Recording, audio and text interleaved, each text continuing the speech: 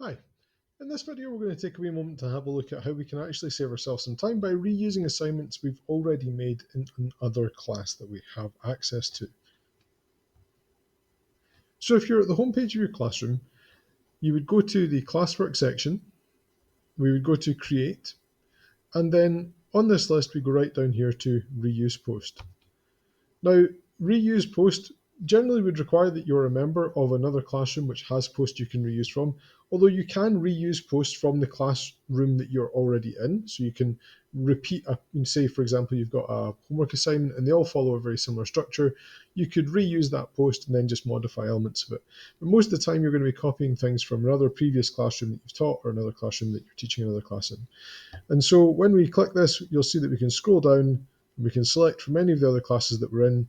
And this will actually also include classes that we are co-teacher in, as well as classes that are in our archive. So that's classes that we maybe taught previously and have archived. It still lets us go back in here and reuse those posts. So if I go down here and see if I can find my other example class, there we go. And when we do that, it will show up any of the assignments that we had on that class. So I can click on that assignment to choose it. And then you'll see that we have this option here to create new copies of all attachments. Now, this is actually quite important to be aware of. For any assignment which has a Google Forms quiz, generally you would want to tick this because if you're giving that quiz to a new group of people, you wouldn't want all of their responses to be merged into the same forms quiz as your previous class used. So you would usually want that to make a new copy of the form that your new class is going to be completing on.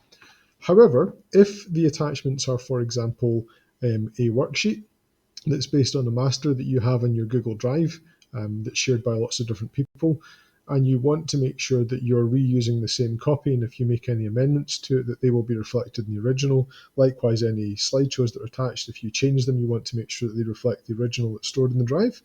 Then you probably don't want to tick that, because if you tick that, it will create a whole separate new copy of that assignment or that file.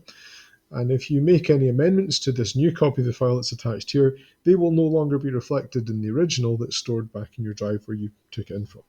Hopefully that makes sense. But basically, it won't make a huge difference. It just might make your I guess your process of kind of maintaining consistency between all of your slideshows and so on a little bit more awkward.